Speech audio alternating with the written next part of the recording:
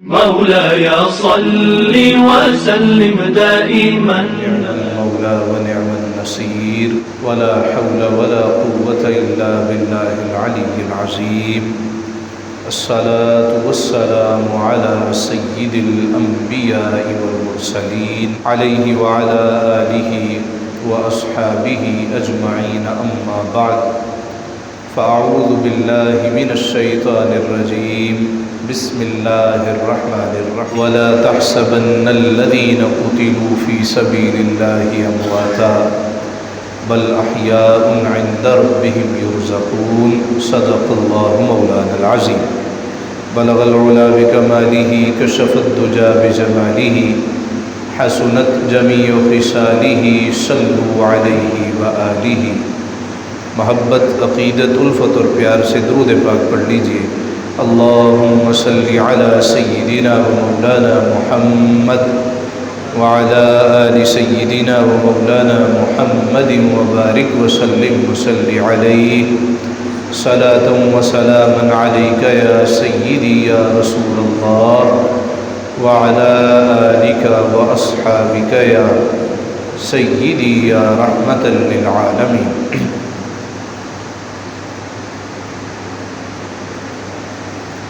معزز و مکرم حاضرین محترم،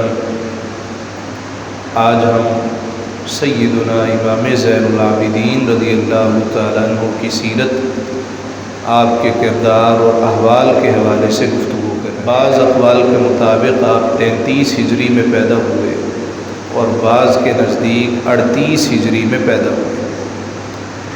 جس طرح کہ ہم اپنے بزرگوں سے پوچھتے تھے آپ کا سن ولادت کیا ہے، کہتے تھے پتہ نہیں 1930 ہے کہ 40 ہے کہ 42 ہے. تو 100 سال پہلے انہیں کنفرم نہیں ہوتا تھا. 1400 سال پہلے اگر کوئی 5-7 سال کا فرق پڑ جائے تو اس میں کوئی بہت زیادہ حیرانگی تعجب کی بات نہیں. تو اگر 33 ہجری مانا جائے تو اس سے یہ بات ثابت ہوگی کہ حضرت سیدنا زین العابدین نے اپنے دادا یعنی علی مرتضیٰ کے ساتھ 7 سال گزارے. اور اگر 38 ہجری مان لیا جائے تو مطلب یہ ہے کہ انہوں نے 2 سال سیدنا علی المرتضیٰ رضی اللہ تعالیٰ عنہ کی آغوش میں پرورش پائی. آپ کا اصل نام تھا علی اوسط. حضرت امام حسین رضی اللہ تعالیٰ عنہ کو اپنے ابا جی سے غیر معمولی محبت تھی.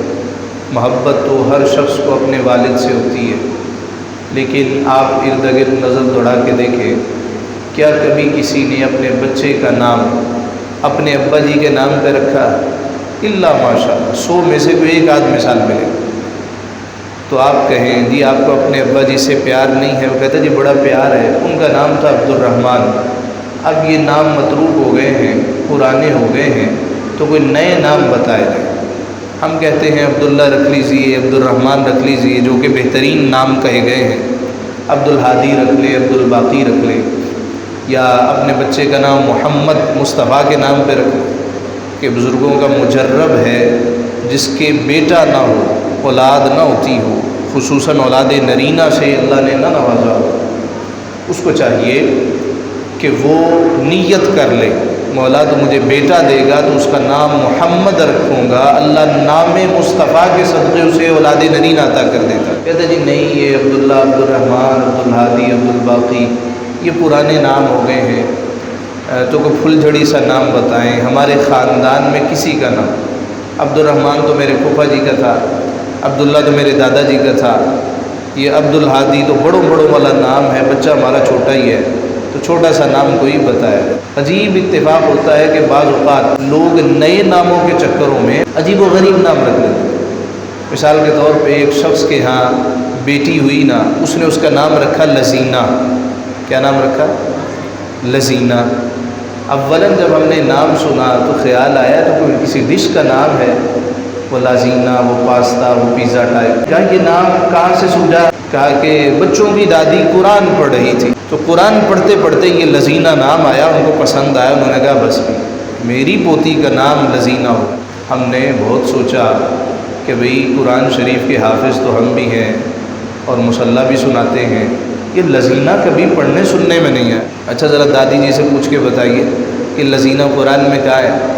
کہ جی لوگ آپ اچھے بھلے عالم فاضل حافظ ہیں، جگہ جگہ اللہ نے کہا ان الذین آمنوا، ان چھوٹا تھا رکھ نہیں سکتے تھے، یؤمنون بڑا رکھ نہیں سکتے تھے، تو لذینہ رکھ دیا۔ بچوں کو اسکول لینے کے لیے گئے تو گارڈ کھڑا تھا، وہ پوچھ رہا تھا کہ آپ کے بیٹے کا کیا نام ہے، پھر وہ اناؤنس کرتا ہے نا کہ فلاں آ جائے فلاں آ جائے، اس کو لینے آئے ہیں۔ تو ایک خاتون کھڑی تھی، ان سے کہتا ہے میڈم آپ کے بیٹے کا نام کیا ہے؟ کہتی ہے جی راشی، راشی کو بلا کے۔ اب عجیب بات یہ ہے کہ اس کو معلوم نہیں ہے راشی کا مطلب کیا ہے۔ راشد نام ہو، وہ نک نیم کے ساتھ اپنے بیٹے کو بلایا۔ نئے ناموں کے چکروں میں پہلے ناموں کا بھی بیڑا غرق کیا جا رہا ہے، تو یہ معلوم نہیں ہے کہ اس کا مطلب کیا ہے۔ تو سیدنا علی المرتضیٰ رضی اللہ تعالیٰ عنہ سے جس طرح کی حدیث مبارکہ ہے، علی مومن تجھ سے بغض نہیں رکھ سکتا اور منافق تجھ سے محبت نہیں کر سکتا۔ حضرت امام علی مقام امام حسین کو اپنے ابا جی سے غیر معمولی محبت تھی، اسی بنا پر اپنے سارے بچوں کے نام علی رکھے۔ سب سے پہلے بیٹے پیدا ہوئے، ان کا نام رکھا علی، علی اکبر بڑا علی۔ پھر بیٹا پیدا ہوا، نام رکھا علی اوسط درمیانہ علی۔ پھر بیٹا پیدا ہوا، نام رکھا علی اصغر چھوٹا علی۔ تو حضرت علی اکبر بھی کربلا کے میدان میں شہید ہو گئے اور جناب علی اصغر بھی میدان کربلا میں شہید ہوئے۔ یہ ایک ہی بچے جن کا نام تھا علی اوسط، جو کہ مشہور ہوئے ہیں زین العابدین یا سجاد کے نام سے۔ یہ زین العابدین آپ کا نام نہیں ہے، یہ آپ کا لقب ہے۔ کثرت عبادت کی وجہ سے آپ کو زین العابدین، عبادت گزاروں کی زینت کہا جاتا تھا، اور چونکہ کثرت سے سجدے کرتے تھے اسی بنا پر آپ کو سجاد کہا جاتا تھا۔ آپ کی والدہ ماجدہ کا نام شہربانو بتایا جاتا ہے۔ سیدنا عمر فاروق رضی اللہ تعالیٰ عنہ کے زمانے میں جب فتوحات ہوئی، ایران فتح ہوا، تو ایران کا بادشاہ یزدگرد، اس کی بیٹی تھی شہزادی شہربانو۔ جناب فاروق اعظم رضی اللہ تعالیٰ عنہ کی بارگاہ میں غلام لونڈیاں بنا کے پیش کیے، کہا گیا یہ شہزادی ہے۔ آپ نے فرمایا شہزادی ہے تو شہزادی شہزادوں کے ساتھ ہی جچتی ہے، تو شہزادہ کون ہے؟ کہا جی آپ کا بیٹا، آپ امیر المؤمنین ہیں۔ جلال میں آ گئے، فرمایا میرا بیٹا کہاں سے شہزادہ ہو؟ حسین کہاں ہے؟ حسین آئے۔ تو حضرت عمر فاروق رضی اللہ تعالیٰ عنہ امام حسین کے پھوپھا بھی ہیں، اس لیے کہ امام حسین رضی اللہ تعالیٰ عنہ حضرت زین العابدین کے پھوپھا ہیں۔ حضرت امام حسین رضی اللہ تعالیٰ عنہ کی بہن حضرت ام کلثوم کا نکاح حضرت عمر سے ہوا، اس بنا پر جناب زین العابدین کے پھوپھا ہوئے۔ تو حضرت عمر فاروق کہنے لگے شہزادہ حسین کہاں ہے؟ حسین آئے، کہا حسین تو شہزادہ ہے اور یہ شہزادی،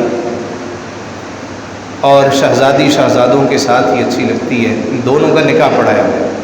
اللہ رب العزت نے ان سے جناب امام علی مقام امام حسین کو بیٹے بھی عطا فرمائے، بیٹیاں بھی عطا فرمائے۔ تو انہی سے حضرت سیدنا زین العابدین حضرت علی اوسط پیدا ہوئے۔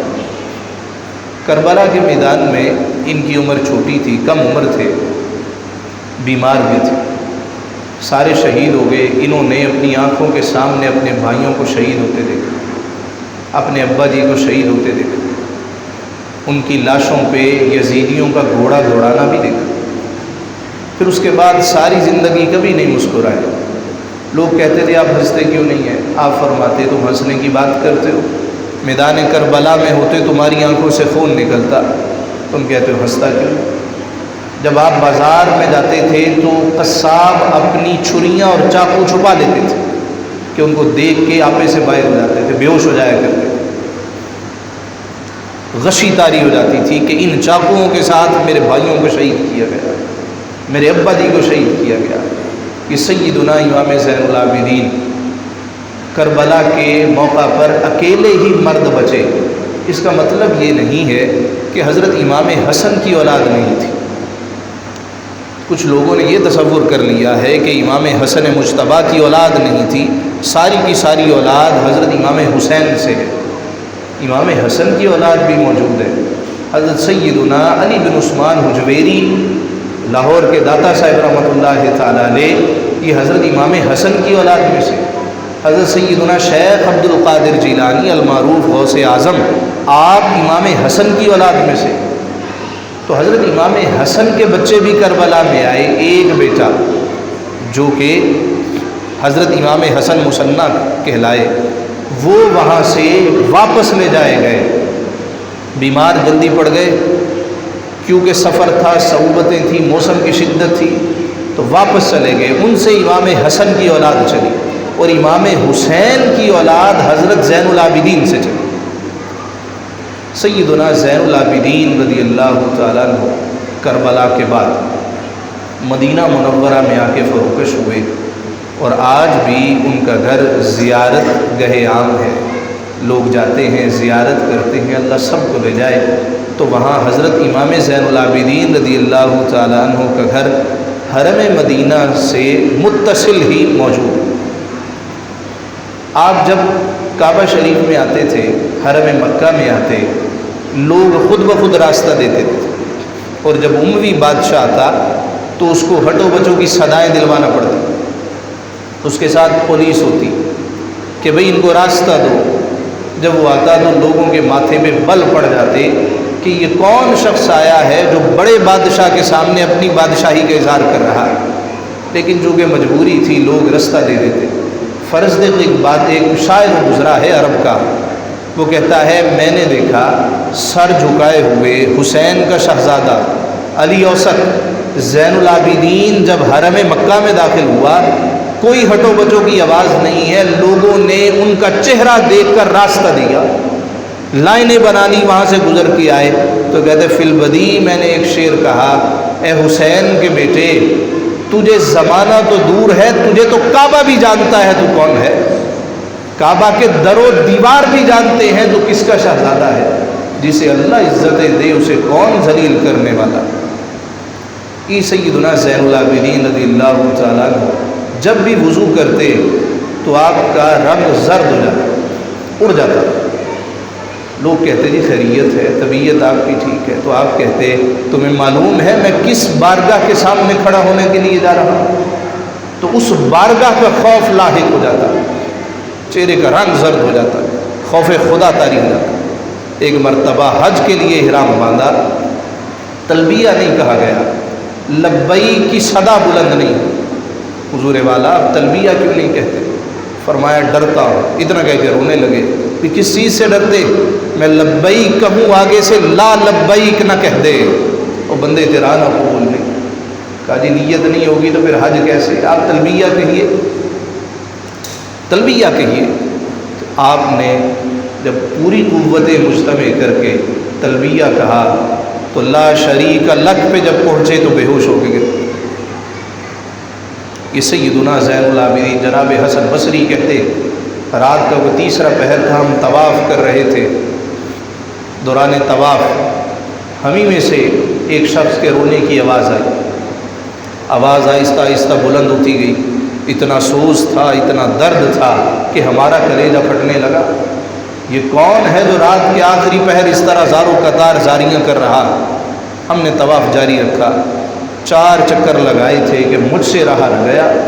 میں نے نوجوان کو پکڑا، سائڈ پہ لے گیا، اور اللہ کے بندے تہجد کا وقت ہے، رب کا گھر ہے، طواف کر رہے ہیں، تو کس طرح رو رہا ہے، کیوں آنکھیں بھر رہا ہے؟ سارے دعا کر دے اللہ تجھے معاف کر دے گا۔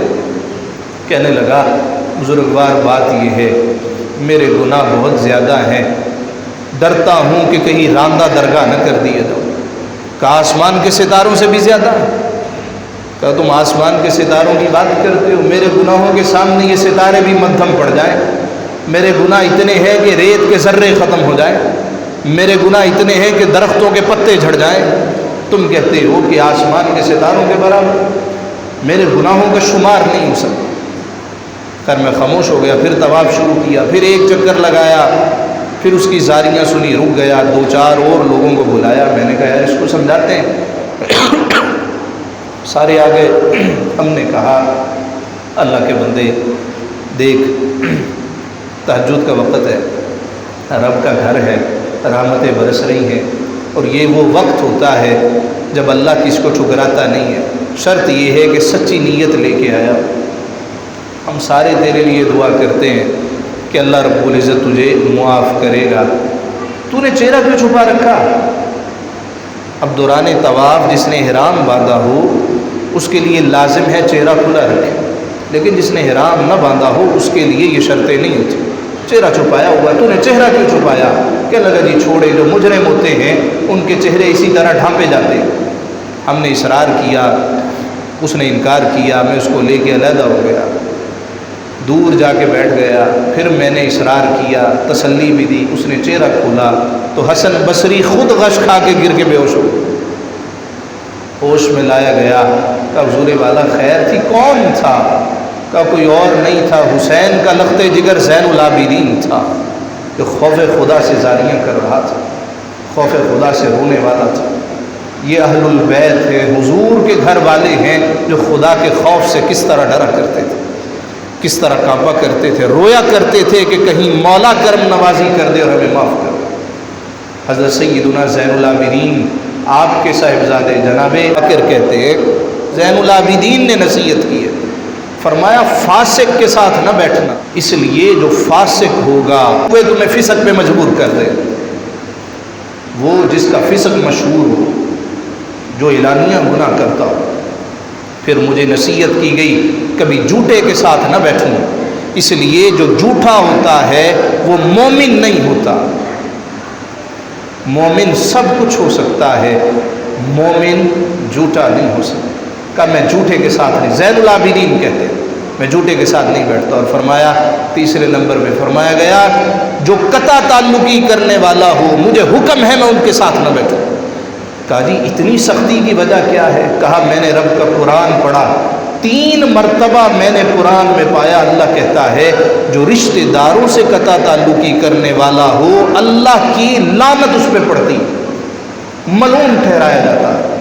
کس کے پاس آج 4 پیسے آتے ہیں وہ رشتہ داروں سے منہ موڑ لیتا ہے، کسی کے بچے پڑھ گئے، ڈاکٹر بن گئے، انجینئر، وکیل بن گئے، وہ اپنے رشتہ داروں سے منہ موڑ لیتا ہے۔ اچھی جگہ پہ گھر لے لیا، رشتہ داروں سے منہ موڑ لیتا ہے۔ کیوں بھائی؟ بھی قصور ان کا ہے، ٹھیک ہے، لیکن اللہ نے قرآن میں کیا کہا ہے؟ قطع تعلقی نہ، صلہ رحمی کرو۔ ہمیں تو یہ حکم دیا گیا۔ زین العابدین کہتے ہیں مجھے وصیت کی گئی اور وہ اپنے بچوں کو وصیت کرتے، ایسے لوگوں کے ساتھ تم نے تعلق نہیں رکھا۔ کیوں؟ جب تم ان کے ساتھ تعلق رکھو گے ان کی عادتیں تم میں آ جائیں گی۔ دوستو ایک وہ کربلا تھا جو ہم نے کتابوں میں پڑھا ہے، آج ہمیں جگہ جگہ کربلا نظر۔ پچھلے دنوں جناب حضرت اسماعیل حنیہ شاذلیہ ان کی شہادت، وہ شخص جس نے اپنا خاندان لٹایا، اور جب اس کو بتایا جاتا تھا کہ تیرا کوئی بیٹا شہید ہوا ہے، ماتھے پہ کبھی اس کی تیوری نہیں آئی، بل نہیں پڑا۔ اس کی زوجہ کو بتایا جاتا تھا، بچوں کی ماں کو بتایا جاتا تھا، وہ کہتی تھی اللہ کا شکر ہے اس نے میرے گھر سے کسی قربانی کو قبول کیا۔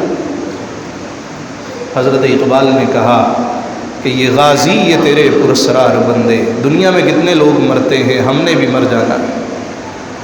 یہ غازی یہ تیرے پراسرار بندے، جنہیں تو نے بخشا ہے ذوق خدائی، دو نیم ان کی ٹھوکر سے صحرا و دریا، سمٹ کر پہاڑ ان کی ہیبت سے رائی، دو عالم سے کرتی ہے بیگانہ دل کو، عجب چیز ہے لذت آشنائی، شہادت ہے مطلوب و مقصود مومن، نہ مال غنیمت نہ کشور کشائی۔ اللہ رب العزت ان نفوس قدسیہ پر اپنی رحمتوں برکتوں کا نزول فرمائے۔ وآخر دعوایا ان الحمد للہ رب العالمین۔